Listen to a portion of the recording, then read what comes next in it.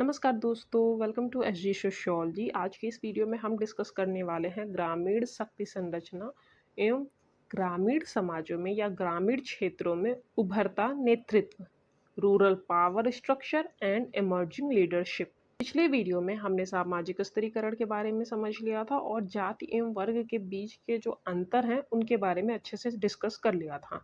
अब हम सामाजिक स्तरीकरण और ये जो समाज में स्तरीकरण पाया जा रहा है उनमें होने वाले परिवर्तन के क्रम में आज की इस वीडियो में समझेंगे कि जो ग्रामीण समाज है वहाँ की शक्ति संरचना कैसी है, साथ ही साथ पारंपरिक जो वहाँ पे नेतृत्व का तरीका था और अब जो समय के साथ बदल रहा है, मीन्स उभरता हुआ जो नेतृत्व है वो किस प्रकार का है, ये डिस्कस करने वाले हैं। तो चलिए शुरू करते हैं आज का हमारा ये टॉपिक। तो ग्रामीण नेतृत्व के अर्थ को समझने से पहले हम सर्वप्रथम ये परिभाषा देख लेते हैं जिसे दिया था लॉपियर एवं फॉर्ड्सवर्थ ने। नेतृत्व वह व्यवहार है जो दूसरे व्यक्ति के व्यवहार को उससे कहीं अधिक प्रभावित करता है जितना कि उन दूसरे लोगों का व्यवहार नेता को प्रभावित करता है। मतलब जो नेतृत्व है वो एक व्यवहार है, इसमें एक नेतृत्व करने वाला नेता होता है और बाकी जो उनके अनुयायी हैं या जो लोग नेता के व्यवहार से प्रभावित होते हैं उन दोनों के बीच का व्यवहार है।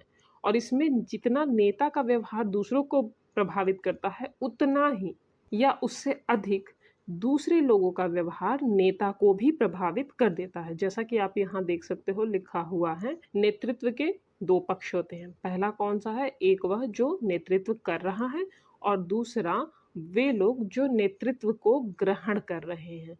मीन्स ये हो गया आपका नेता और ये जो हो गए ग्रहण करने वाले अनुयायी या फॉलोअर्स जिसे आप बोलते हो।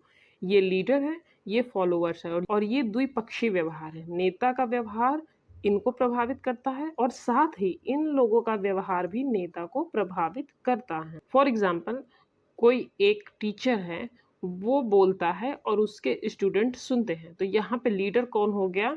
टीचर। और सुनने वाले कौन हो गए? अनुयायी। या अगर माँ कुछ बोलती है कि बेटा आप खाना खाने से पहले हाथ धुल लो या घर में आने से पहले अपने पैर धो लो, इस तरह की अगर बातें करते हैं तो बच्चा तुरंत उनको मानता है, उनकी बातों के अनुसार व्यवहार करता है। तो यहाँ पे माँ का जो व्यवहार है वो नेतृत्व को प्रदर्शित कर रहा है और बच्चे का जो व्यवहार है वो किसका प्रदर्शन कर रहा है? अनुयायी होने का।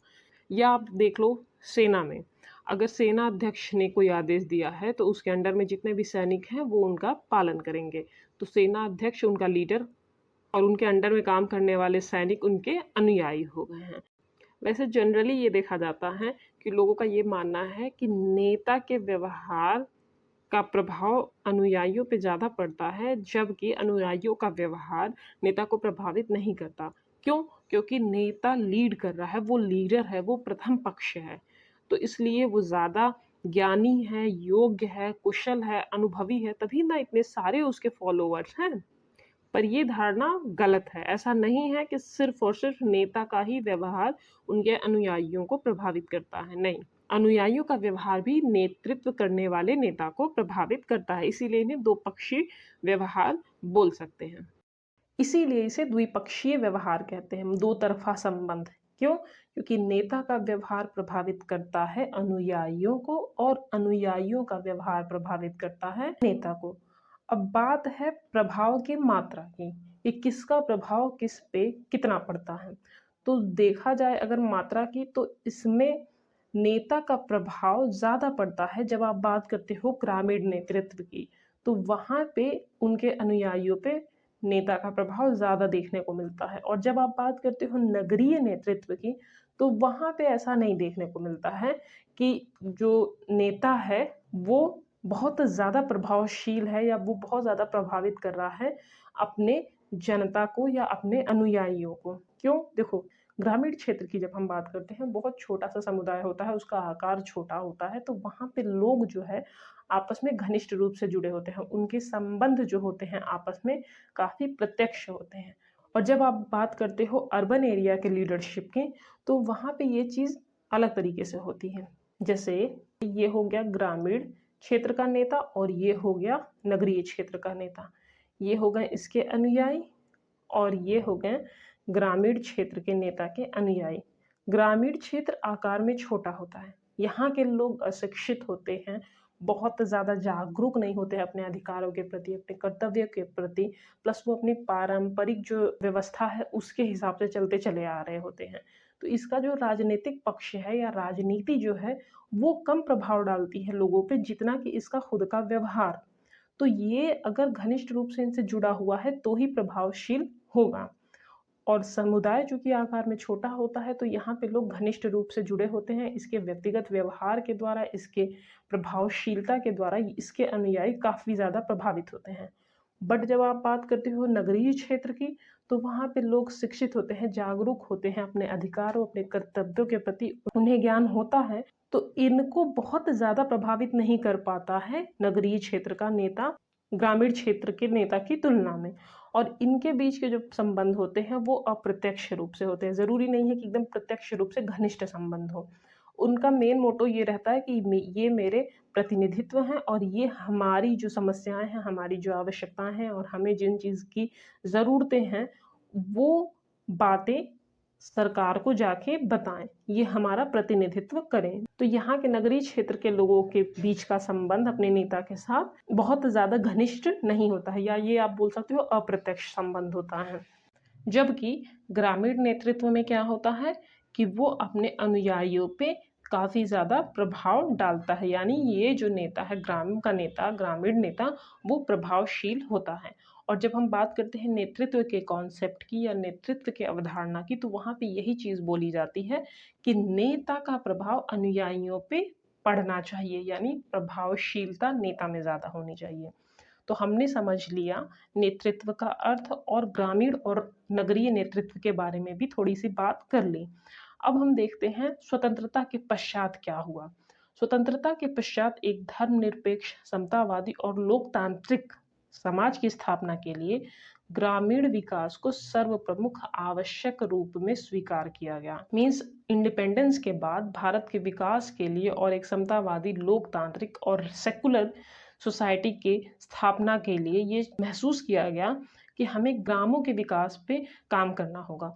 और इस लक्ष्य की प्राप्ति के लिए गाँव में बहुत तरह की नवीन विकास की योजनाएं आरंभ की गईं, और ये योजनाएं आरंभ करने के साथ साथ सामाजिक, राजनीतिक, आर्थिक जीवन में भी ग्रामीणों के सहयोग को भी अनिवार्य समझा जाने लगा। मीन्स स्वतंत्रता से पहले जब अंग्रेजी शासन था या मुगल शासन था, तो वहाँ पे ये चीज़ इम्पोर्टेंट नहीं थी कि ग्रामीण क्षेत्रों के विकास पे भी ध्यान दिया जाए या ना दिया जाए।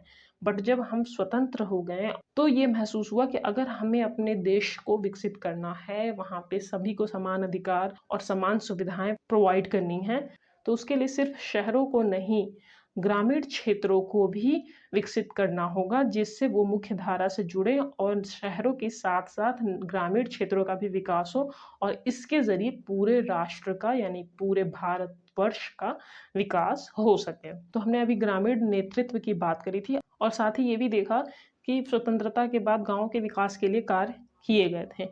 पर वो कैसे किए गए थे? गाँव के विकास के लिए गाँव का जो नेता है वही तो कार्य करेगा। तो गाँव के नेता के कौन-कौन से कार्य हैं उसको हम देख लेते हैं ज़रा-सा। सबसे पहला कार्य क्या होता है ग्रामीण नेता का? योजना बनाना। योजना मीन्स ग्राम के विकास की या जो जनहित के लिए आवश्यक योजनाएँ हैं उनको बनाना, और यदि वो ग्राम पंचायत या सहकारी समिति या अन्य किसी संस्था में पदाधिकारी होता है, तो वो उस गाँव के हित के लिए उस पद पर होते हुए उस पद के हिसाब से योजनाएँ बनाता है, और उनके क्रियान्वयन के लिए किससे? सरकार से सहायता प्राप्त करता है, और उन योजनाओं के ज़रिए वो उस पूरे क्षेत्र का विकास करता है। और योजनाएँ 2 तरह की हो सकती हैं, एक तत्कालिक हो सकती हैं, एक दीर्घकालिक। जो उस गाँव के परिवेश अनुसार छोटे-मोटे कार्य हैं, उनको वो तत्कालिक योजनाओं के अंतर्गत रख देती है, और जिन्हें पूरा करने के लिए समय काफ़ी ज़्यादा ज़रूरी होता है, पूरा समय चाहिए होता है, वो योजनाएँ जो होती हैं वो दीर्घकालिक योजनाओं के अंतर्गत आ जाती हैं। तो पहला कार्य क्या है ग्रामीण नेता का? योजना बनाना। सेकंड चीज़ है नीति का निर्धारण करना। नीति का निर्धारण करने का तात्पर्य क्या है कि जो ग्रामीण नेता होता है वो समूह में यानी जिस समुदाय का वो सदस्य है, उस समुदाय में, उस समूह में जो आदर्श हैं, वहाँ के जो उद्देश्य हैं, वहाँ के लिए जो नीतियाँ ज़रूरी हैं, उस हिसाब से वो तय करता है और साथ ही साथ अपनी सूझबूझ और प्लस उनसे जो उच्च अधिकारी हैं, उनका भी मार्गदर्शन प्राप्त कर नीतियों को बनाता है। और ये ध्यान रखता है कि उसके जो अनुयायी हैं, मतलब उस समुदाय के या उस क्षेत्र के या उस गाँव के जो लोग हैं, वो उस नीति को अस्वीकार ना करें, और यदि अस्वीकार करते हैं तो वो समय अनुसार उन नीतियों में संशोधन भी करता है। तीसरा कार्य है प्रबंधन करना। प्राकृतिक आपदा आ गई या कोई अकाल प्राकृतिक प्रकोप आ गया, ऐसी स्थिति में किस तरह आवश्यक सामग्रियों को जुटाना है और सरकार से सहायता लेना है अपनी जनता को सुरक्षित या उनके आवश्यक चीज़ों की पूर्ति के लिए, तो वो सारी चीज़ों का प्रबंधन कौन करता है? ग्रामीण नेता। मतलब गांव की जो मांग है वो सरकार के सम्मुख रखने का कार्य ग्रामीण के नेता का है। नेक्स्ट चीज़ है समूह का प्रतिनिधित्व। मतलब वो अपने समुदाय का प्रतिनिधित्व करता है, अपने गांव का प्रतिनिधित्व करता है। फॉर एग्जाम्पल, गांव का जो सरपंच है वो वहाँ का नेता है, ठीक है। अब वो पंचायत समिति में या जिला स्तर के अधिकारियों के सामने या अन्य लोगों के सम्मुख क्या करता है? गांव के प्रतिनिधित्व के रूप में बोलता है। और प्रतिनिधित्व के रूप में बोलने का तात्पर्य क्या है? कि गांव की सही जो स्थिति है उससे परिचय करवाना, कि हाँ यहाँ पे ये समस्याएं हैं। मान लो वो जिला स्तर के अधिकारियों से बात कर रहा है तो यहाँ पे पानी की समस्याएं हैं, या शुद्ध पेयजल नहीं है, या नालियों की व्यवस्था नहीं है, या आवास की समस्या है, या शौचालय का समस्या है। वो सारी जो स्थितियां हैं गांव में या जिन चीज़ों का अभाव है, उन सब के लिए ये जो अधिकारी लोग होते हैं, ये गांव के एक एक सदस्यों से ना पूछ के गांव के मुखिया यानी सरपंच से बात करते हैं। और इन गांव का, इन समूह के लोगों का प्रतिनिधित्व कौन करता है? ग्रामीण नेता। और साथ ही साथ यदि दो गांवों के विवाद हैं, उनको अगर सुलझाना है तो ये ग्रामीण नेता अपने ग्राम का या अपनी जाति का या अपने गुटों का प्रतिनिधित्व करते हैं। अगला कार्य क्या है? विशेषज्ञ के रूप में कार्य करना। मतलब ग्रामीण नेता जो होता है वो ग्रामीण लोगों के लिए एक विशेषज्ञ की भूमिका निभाता है। विशेषज्ञ की भूमिका निभाने का तात्पर्य क्या है? जैसे कि वो क्या करता है, जो भी योजनाएं बनाने और उन्हें लागू करने वाली चीज़ें हैं उसमें जो भी कठिनाइयां आती हैं उनको दूर करता है। तो वो एक विशेषज्ञ के रूप में सामने आता है। और ऐसी स्थिति में ग्रामवासियों को अगर कोई चीज़ की समस्या हो रही है या न्यायिक मामले हैं या सरकारी कामकाज है, तो वहाँ पे वो उससे जाके बात विमर्श करते हैं। तो एक तरह से वो उनके विशेषज्ञ के रूप में होते हैं। नेक्स्ट चीज़ है आंतरिक संबंधों का नियंत्रण करना। इसका तात्पर्य क्या है? अगर एक समुदाय है या एक गांव है तो ज़रूरी तो नहीं है कि वहाँ पे सिर्फ एक ही जाति के लोग होंगे। भिन्न भिन्न जाति के, भिन्न भिन्न दल के, भिन्न भिन्न गुट के लोग वहाँ पे रहते हैं। तो ऐसी स्थिति में उनमें आपसी मतभेद ना हो या उनके बीच में कोई तनाव ना पैदा हो, तो पारस्परिक जो लोगों के बीच तालमेल बैठाना या उनके संबंधों को देखना है, उन मामलों को भी ग्रामीण नेता देखता है। मतलब समूह के उद्देश्यों की पूर्ति के लिए वे अपने सभी सदस्यों का सहयोग प्राप्त कर सके, ऐसी स्थिति, ऐसा वातावरण अपने ग्रामीण क्षेत्र में, अपने क्षेत्र में, अपने लोगों के समूह में बनाने का कार्य करता है। नेक्स्ट कार्य है पुरस्कार एवं दंड की व्यवस्था करना। इसका तात्पर्य यह है कि समूह में जो लोग अच्छे कार्य करते हैं, जनहित के लिए कार्य करते हैं, समूह हित के लिए कार्य करते हैं, उनके लिए पुरस्कार की व्यवस्था करवाता है। और जिनके द्वारा ऐसे कार्य होते हैं जिससे उस गांव की आलोचना हो या उसकी स्थिति गिरे या उस समूह की स्थिति खराब हो या सामूहिक जो हित हैं उनके विपरीत कार्य करे, तो उनको वो बहिष्कृत करता है यानी दंड देता है। तो ये तो हर सोसाइटी में होता है। अच्छे काम करने वालों को पुरस्कार, प्रशंसा, सम्मान, प्रतिष्ठा मिलती है। और असामाजिक तत्वों को या वो जो दंडनीय अपराध करते हैं या दंडनीय कृत करते हैं या सामाजिक हितों के विपरीत कार्य करते हैं, उन्हें दंड दिया जाता है। तो पुरस्कार और दंड की व्यवस्था अपने ग्रामीण क्षेत्र में करने का कार्य किसका है? ग्रामीण नेता का। नेक्स्ट है पंच एवं मध्यस्थ के रूप में कार्य करना। अर्थात यदि समूह में दो परिवार हैं या एक परिवार के बीच में कोई जमीनी विवाद हो गया या आपस में कुछ भी दो पक्षों में कहासुनी हो गई है, तो उनकी सुनवाई करने के लिए पंच या मध्यस्थ के रूप में कौन कार्य करता है? ग्रामीण नेता। और लास्ट है समूह का प्रतीक बनना। मीन्स नेता के आचरण और व्यवहार को देख के ही समूह के आचरण और व्यवहार का पता लगाया जा सकता है। अन्य व्यक्ति जो होते हैं वो नेता को देख के ही उसके अनुयायियों या उसके समूह के बारे में अनुमान लगा सकते हैं। तो एक तरह से वो अपने समूह का प्रतीक बनता है। यदि आपका नेता, आपका लीडर बहुत अच्छा है, चाहे वो ग्रामीण क्षेत्र की बात कर लो आप, चाहे वो आप राष्ट्र की बात करो, तो उससे ये आइडिया लगता है कि हाँ, इस देश या इस क्षेत्र के लोग भी इसी तरह होंगे, वहाँ से ही निकल के इस तरह का नेता आया है। तो वो अपने समूह का क्या करता है, प्रतीक बनता है। तो ये कुछ कार्य थे ग्रामीण नेता के, इसके बारे में हमने बात कर ली है। अब हम बात कर लेते हैं जो ग्रामीण नेतृत्व के उभरते प्रतिमान हैं। मीन्स स्वतंत्रता के बाद जो चीज़ें बदली, राष्ट्र के बदलाव के कारण ग्रामीण क्षेत्रों में जो बदलाव की आवश्यकताएं महसूस की गई, उनकी प्राप्ति के लिए किस तरह के नेतृत्व की आवश्यकता महसूस की गई, उसके बारे में हम देख लेते हैं। देखो, जब हम बात करते हैं परंपरागत ग्रामीण नेतृत्व की, तो वो बिल्कुल अलग था। अभी जो वर्तमान में या समकालीन परिस्थितियों के हिसाब से जो चीज़ें बदली हैं, उनमें काफ़ी सारे तत्व सामने निकल के आए हैं। जैसे कि ग्रामीण नेतृत्व में उभरते जो प्रतिभान हैं, उनमें पहला पॉइंट क्या है, emergence of democratic leadership, means प्रजातांत्रिक नेतृत्व का प्रादुर्भाव। अर्थात ग्रामों में अब जो नेतृत्व है वो प्रजातांत्रिक नेतृत्व है। वहाँ पे जनता के लिए जनता द्वारा जनता का शासन वाला हिसाब लागू होता है। इसमें क्या होता है कि आनुवांशिक या भूमि स्वामित्व या जातिगत सदस्यता जो होती थी लीडरशिप में, नेतागिरी में आप बोल सकते हो सामान्य शब्दों में, वो चीज़ का विशेष महत्व नहीं रह गया कि नेता का बेटा नेता ही बनेगा या उच्च जाति का है तो ही उसे नेता बनने का अधिकार प्राप्त है। ये सारी चीज़ें गांव के नेतृत्व में अब उतनी इम्पोर्टेंट नहीं रह गई हैं। अब ग्रामीण नेतृत्वों में क्या देखा जाता है कि जो सामान्य जनता द्वारा चुने जाते हैं उनका ज़्यादा महत्व होता है। यानी निर्वाचन द्वारा, वोटिंग के द्वारा, बहुमत के द्वारा जिसको समर्थन प्राप्त होता है, वो नेता चुना जाता है। और ये चीज़ हम किस में देखते हैं, डेमोक्रेसी में या डेमोक्रेटिक लीडरशिप। मतलब गांव में जो अब नेतृत्व का स्वरूप है वो अब कैसा हो गया है, लौकिक और धर्मनिरपेक्ष। नेक्स्ट है शिक्षा का महत्व, इम्पोर्टेंस ऑफ एजुकेशन। ग्रामीण नेतृत्व में पहले की तुलना में अब शिक्षा का महत्व ज़्यादा हो गया है, क्योंकि पहले उतनी शिक्षा नहीं थी। व्यापक निरक्षरता होने के कारण नेतृत्व में भी कोई शिक्षा की आवश्यकता नहीं महसूस करी गई थी परंपरागत ग्रामीण नेतृत्व में।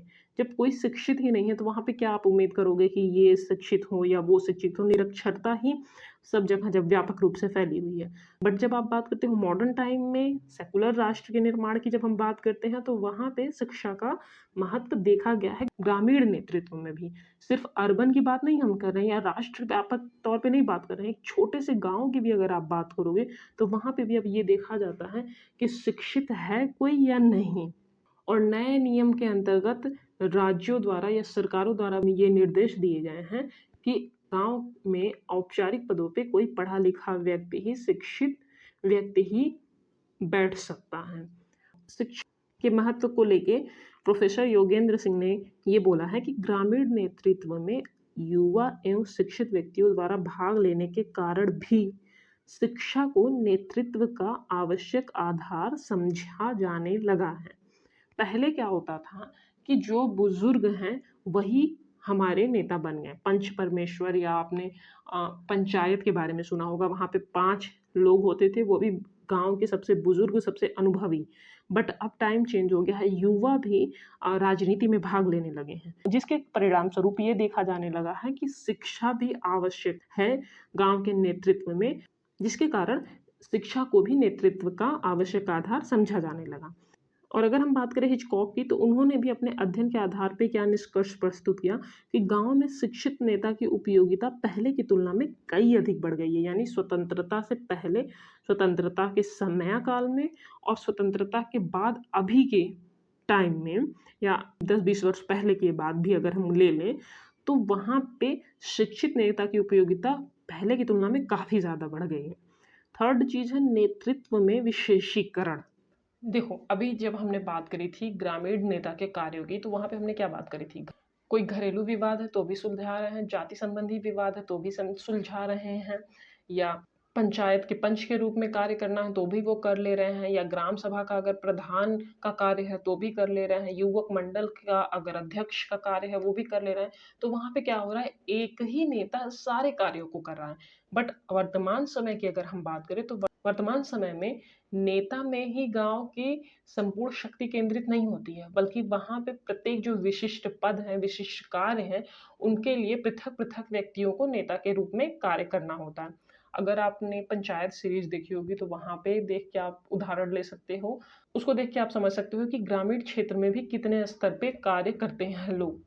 उदाहरण के लिए आप क्या ले सकते हो, ग्राम सभा का प्रधान, न्याय पंचायत के पंच, या सहकारी समिति का जो अध्यक्ष है, या अगर उस गांव ग्रामीण क्षेत्र में कोई सरकारी स्कूल है तो वहाँ पे शिक्षक कौन कौन से होंगे, वहाँ के शिक्षक, प्लस युवक मंडल जो हैं, युवा मंडल आप बोल सकते हो, उनका अध्यक्ष कोई और है, कल्याण के जो कार्य हो रहे हैं, कल्याण समिति के पदाधिकारी वो अलग हैं। तो ऐसे में क्या है कि जो संपूर्ण कार्य का नेतृत्व है वो विभाजित रूप में देखने को मिलता है। ग्रामीण क्षेत्र में जितने भी कार्य हैं उनके अलग अलग पद निर्धारित कर दिए गए हैं।